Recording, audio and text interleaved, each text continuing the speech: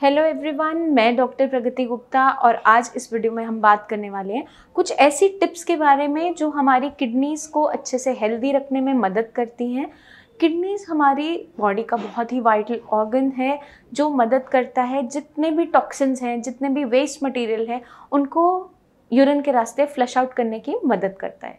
तो अगर हमारी किडनीज ठीक से फिल्ट्रेशन नहीं कर पा रही है, हमारी किडनीज की फंक्शनिंग में कोई भी इफ़ेक्ट आ रहा है किसी भी वजह से, चाहे ब्लड प्रेशर है, हाई ब्लड प्रेशर है, या पेशेंट डायबिटिक है, या कोई भी ऐसे जेनेटिक डिसऑर्डर्स जिसकी वजह से किडनी सफ़र कर रही है, सारी ही कंडीशंस के अंदर किडनी की फिल्ट्रेशन पे इफ़ेक्ट आना स्टार्ट हो जाता है। जैसे ही किडनी की फिल्ट्रेशन पे इफ़ेक्ट आना स्टार्ट होता है, जितने भी वेस्ट मटेरियल्स किडनी यूरिन के रास्ते फ्लश आउट कर रही होती है वो हमारी बॉडी के अंदर ही एक्यूमुलेट होने स्टार्ट हो जाते हैं। इसी वजह से जब भी किसी की किडनीज ख़राब होनी स्टार्ट होती है तो पेशेंट की बॉडी के अंदर creatinine values, urea values, uric acid level सब के सब डीरेंज होने स्टार्ट हो जाते हैं और यूरिन के रास्ते प्रोटीन लीकेज स्टार्ट हो जाती है। इसलिए किडनीज को पहले से ही हेल्दी रखना बहुत ज़्यादा ज़रूरी है। जैसा कि हम सभी ने सुना है, prevention is always better than cure. तो एज अर्ली एज पॉसिबल अगर हम अपनी किडनीज का ध्यान रखना स्टार्ट करते हैं, चाहे आप किडनी फेलियर के पेशेंट अभी हैं या नहीं हैं, अगर आप ऑलरेडी सफ़र कर रहे हैं हाई ब्लड प्रेशर से, डायबिटिक हैं आप, तो आपको अपनी किडनीज़ का खास ध्यान रखना बहुत ज़्यादा ज़रूरी हो जाता है, क्योंकि यही दो बेसिक ऐसे रीज़न हैं जिसकी वजह से मैक्सिमम किडनी फेलियर के केसेस आजकल हमें देखने को मिल रहे हैं।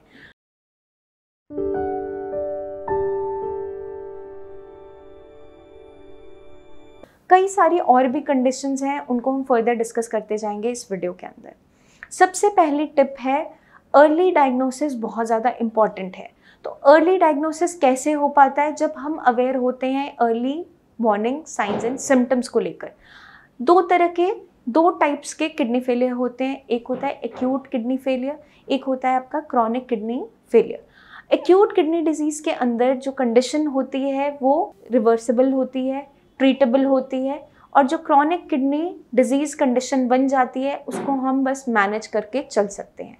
तो एक्यूट किडनी डिजीज़ जो है वो अगर हम इनिशियली ही हमें पकड़ में आ जाता है तो हम क्रॉनिक कंडीशन तक पहुंच ही नहीं पाते हैं, वहीं पे सेव हो जाते हैं।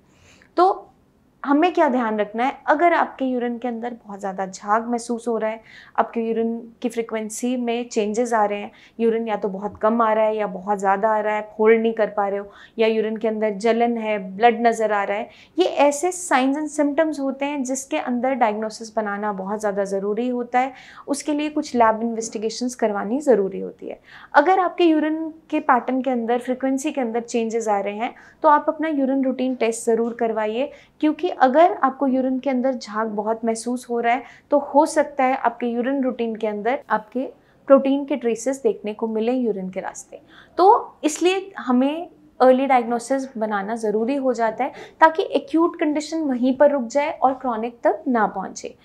अब जितने भी एक्यूट किडनी डिजीज़ के केसेस होते हैं उसके अंदर कई सारे कॉजेज़ उसके लिए रिस्पॉन्सिबल रहते हैं, चाहे पेन किलर्स का इंटेक बहुत ज़्यादा लंबे टाइम तक रहा हो, या आपको अचानक से फीवर हुआ, बहुत ज़्यादा हैवी डोज ऑफ एंटीबायोटिक्स लिया और अचानक से इन मेडिसिन के लोड की वजह से आपकी किडनी सफ़र कर रही है। बहुत से ऐसे आपके रेडियो एक्टिव डाइज होते हैं जिसके इंजेक्ट होने से आपकी किडनीज एकदम से एक्यूट किडनी डिजीज़ की तरफ बढ़ जाती है।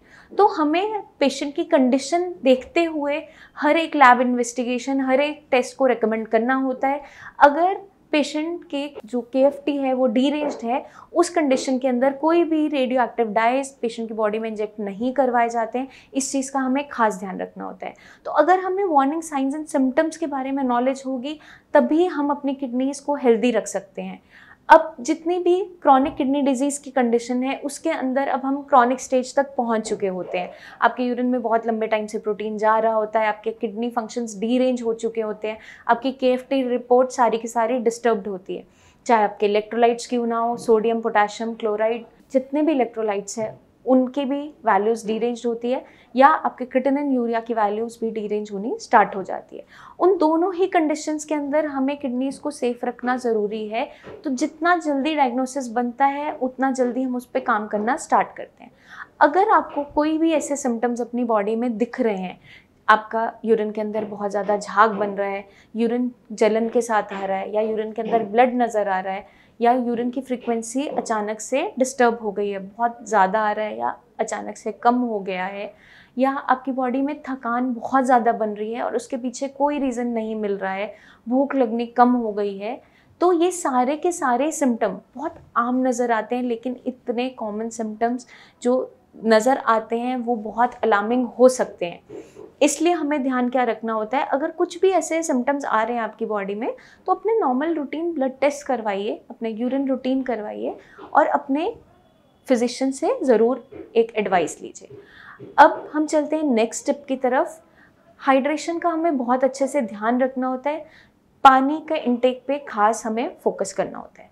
अब अगर हम बॉडी को डिहाइड्रेशन तक ले आते हैं, पानी का इंटेक अच्छा नहीं रखते हैं, तो हमारी बॉडी में क्या चेंजेस देखने को मिलते हैं। हमारी किडनीज को पानी ठीक से नहीं मिल रहा है यूरिन फॉर्मेशन के लिए। अगर हम पानी का इंटेक सडनली स्टॉप कर देते हैं, यूरिन बहुत ज़्यादा कॉन्सेंट्रेटेड आने लग जाता है और आपके यूरिन के अंदर जितने भी वेस्ट मटेरियल्स हैं वो अच्छे से फ्लश आउट नहीं हो पा रहे होते हैं, क्योंकि यूरिन की क्वांटिटी ही कम हो जाती है। तो हमें हाइड्रेशन का बहुत खास ध्यान रखना है। पानी हमें एक ऐसी क्वांटिटी में पीना होता है जिससे हमारी किडनीज अच्छे से फंक्शन कर पाए। अब पानी का इंटेक हर किसी एक इंडिविजुअल के लिए डिफरेंट होता है, क्योंकि एक इंसान जो बहुत तेज़ धूप में काम कर रहा है और बहुत पसीने आ रहे हैं जिसे, वही इंसान एक दूसरे पर्सन से कम्प्लीटली डिफरेंट है जो एसी में बैठ के डेस्क जॉब कर रहा है। दोनों की बॉडी की पानी की रिक्वायरमेंट अलग है, दोनों की बॉडी का मेटाबॉलिज्म कम्प्लीटली डिफरेंट है। तो हमें क्या ध्यान रखना है, हमें पानी जो पीना है वो अपनी थर्स्ट के अकॉर्डिंग पीना है। अगर आपको प्यास लग रही है, आपका होंठ सूख रहे हैं, आपका गला सूख रहा है, तो आप पानी पीजिए। सिपिंग करना है, एक साथ इकट्ठा पानी नहीं पीना है, छोटी छोटी सर्विंग मल्टीपल टाइम्स आप पीजिए। उसको अगर हम ध्यान में रखते हैं, प्रॉपर हाइड्रेशन रखते हैं बॉडी का, तो हमारी किडनीज बहुत अच्छे से परफॉर्म करती हैं और किडनी फेलियर की तरफ नहीं जाती है। ओवर हाइड्रेशन, डिहाइड्रेशन दोनों ही ऐसी कंडीशन है जिसके अंदर हमारी किडनीज पे एक्स्ट्रा लोड आता है और हमारी किडनीज बहुत तेज़ी से ख़राब हो सकती है।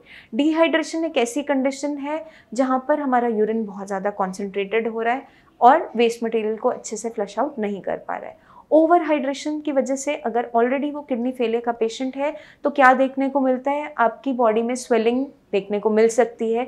जहाँ भी फ्लूइड की ओवरलोडिंग होनी स्टार्ट होगी वहाँ आपका बीपी शूटअप होना स्टार्ट हो जाता है। तो अभी हमने डिस्कस किया, एक तो अर्ली डायग्नोसिस बीमारी का होना ज़रूरी है, उसमें वार्निंग साइंस एंड सिम्टम्स के बारे में नॉलेज होना ज़रूरी है। सेकेंड पॉइंट आता है कि बॉडी की हाइड्रेशन, पानी का इंटेक एक ऑप्टिमम क्वांटिटी में, एक सही मात्रा में होना बहुत इंपॉर्टेंट है। थर्ड हम चलते हैं, जितने भी ओवर द काउंटर ड्रग्स होते हैं जो बिना डॉक्टर के प्रिस्क्रिप्शन के लिए जाते हैं, चाहे आपकी कोई भी पेन किलर्स हो या एंटीबायोटिक्स हो, वो बहुत ज़्यादा हार्मफुल साबित होती है हमारे किडनीज़ के लिए, क्योंकि किडनी पे एक्स्ट्रा लोड आता है उन्हें फिल्टर करने का, और कुछ ऐसे नेफ्रोटॉक्सिक ड्रग्स हैं जो किडनी को बहुत जल्दी ख़राब कर देते हैं। तो नेफ्रोटिक सिंड्रोम के जितने भी केसेस देखने को मिलते हैं अर्ली एज में, जिन बच्चों को यूरिन के रास्ते प्रोटीन लीकेज स्टार्ट हो जाती है, उनके बॉडी में स्वेलिंग आने लग जाती है, आगे चलकर वो क्रॉनिक किडनी डिजीज़ में भी टर्न हो जाते हैं, उनके पीछे कुछ बेसिक कारण है। ना तो बच्चों को डायबिटीज़ होती है, ना बच्चों को हाइपरटेंशन होता है, उन बच्चों में स्पेशली। हमें क्या देखने को मिलता है कि अर्ली चाइल्डहुड में जब वो बहुत छोटे थे, बहुत जल्दी बीमार होते थे, खांसी सर्दी जुकाम बहुत होता था, मम्मी पापा केमिस्ट पे जाकर दवाई ले आते थे, कोई कफ सिरप ले आते थे और पिला देते थे। अब जब भी बच्चे को वो दिक्कत होती थी वो हर बार वही मेडिसिन लेकर आ जाते थे, बट डॉक्टर को कंसल्ट नहीं करते थे। उस कंडीशन के अंदर क्या देखने को मिलता है कि कुछ ऐसे ड्रग्स जो नेफ्रोटॉक्सिक होते हैं, किडनी को नुकसान पहुंचाते हैं, अगर लंबा टाइम तक बिना डॉक्टर की एडवाइस के यूज़ किए जाते हैं तो आगे चलकर किडनी फेलियर में लैंड करते हैं। तो वही जो हम गलती करते हैं वो आगे चल के हमें नहीं करनी है। वहीं पर ध्यान रखना है कि बिना डॉक्टर के प्रिस्क्रिप्शन के ओवर द काउंटर हमें कोई भी मेडिसिन अपने बच्चों को या अपने घर वालों को बिल्कुल नहीं देनी है, क्योंकि हमें नहीं पता कौन सी मेडिसिन का क्या इफ़ेक्ट आपकी बॉडी पे देखने को मिलेगा। जितनी भी आपकी एंटी फंगल ड्रग्स होती हैं, जितनी एंटी फंगल मेडिसिन होती हैं जिसको हम ओरली लेते हैं, अगर लॉन्ग टर्म हम उन्हें यूज़ करते हैं या जितनी भी आपकी पेन किलर्स है अगर लंबा टाइम हम उनको बिना प्रिस्क्रिप्शन के यूज़ करते हैं तो आपकी किडनीज़ को बहुत तेज़ी से ख़राब कर जाती हैं। जितने भी लोग जिमिंग करते हैं, स्टीरॉयड का इस्तेमाल करते हैं, उनके अंदर भी नेफ्रोटिक सिंड्रोम या आगे चलकर किडनी फेलियर की कंडीशन जनरेट हो जाती है। अब नेक्स्ट पॉइंट है, जो नेक्स्ट स्टेप है, हमें क्या ध्यान रखना है, जितने भी पेशेंट्स ऑलरेडी हाइपरटेंसिव हैं, जिनका बीपी बढ़ा हुआ रहता है, या डायबिटिक हैं जिनकी शुगर वैल्यूज़ बढ़ी हुई रहती है, दोनों ही कंडीशंस को हल्के में नहीं लेना है। एज अर्ली एज पॉसिबल अपने बीपी शुगर की मैनेजमेंट ज़रूर करनी है, चाहे मेडिसिन से, चाहे लाइफस्टाइल में चेंजेस लाते हुए, चाहे अपनी डाइट, तीनों ही तरीक़ों से अपनी बीपी शुगर को मैनेज रखना है। क्योंकि अगर बीपी शुगर वैल्यूज़ दोनों ही मेंटेन रहेंगी तो आगे चलकर आपकी किडनी सेफ बनी रहेंगी। तो हमें क्या करना है, जैसे मैंने पहले भी आपको बताया, a stitch in time saves 9। As early as possible जितना हम अपनी कंडीशन को समझते चले जाते हैं, उसको ध्यान में रखते चले जाते हैं, उतना ही हम आगे के डैमेज से बचते चले जाते हैं। तो आई होप ये वीडियो आपको मदद करेगी अच्छे तरीके से समझने में कि अपनी किडनीज़ को सेफ रखने के लिए हमें क्या क्या करना चाहिए। छोटी छोटी टिप्स हैं, बहुत कॉमन टिप्स हैं, लेकिन हम लोग भूल जाते हैं और कभी इन चीज़ों का ध्यान नहीं रखते हैं। यही गलतियां हम दोहरा रहे होते हैं क्योंकि हर एक पेशेंट जो भी मैं क्लिनिक में देखती हूँ उनमें कुछ ना कुछ ये परेशानियां देखने को मिल ही जाती हैं, ये रीजंस मिल ही जाते हैं जिसकी वजह से उनकी किडनी ख़राब हो जाती हैं और हम किडनी फेलियर के पेशेंट बन जाते हैं। तो हमें ध्यान क्या रखना है, अपनी किडनीज़ को हेल्दी रखने के लिए अपना लाइफस्टाइल अच्छा रखना है, अपनी डाइट हेल्दी रखनी है, बैलेंस्ड हेल्दी डाइट लेना बहुत ज़रूरी है, एक्सरसाइज का रेजिमेंट रखना ज़रूरी है क्योंकि जितनी आप एक्सरसाइज करते हैं वो आपके मेटाबॉलिज्म को अच्छा रखती है। तो जितनी भी मेटाबॉलिक डिसऑर्डर्स हैं, चाहे डायबिटीज़ है, थायराइड है, इन सब से आप कोसों दूर रहते हैं। तो अगर हम इन चीज़ को अच्छे से फॉलो करते हैं तो अपनी किडनीज़ को हेल्दी रख सकते हैं। किडनीज़ ही क्या, हम और भी कई सारी बीमारियों से बहुत दूर रहते हैं क्योंकि अगर हम अच्छा मेटाबॉलिज्म रखते हैं, अपना हेल्दी लाइफस्टाइल रखते हैं, तो हम कोई भी बीमारी से जल्दी से पकड़ में नहीं आते हैं। तो हमें क्या ध्यान रखना है, अपने खाने पीने का ध्यान रखना है, अपने हाइड्रेशन का ध्यान रखना है, पानी की क्वांटिटी ऑप्टिमम तरीके से लेनी है।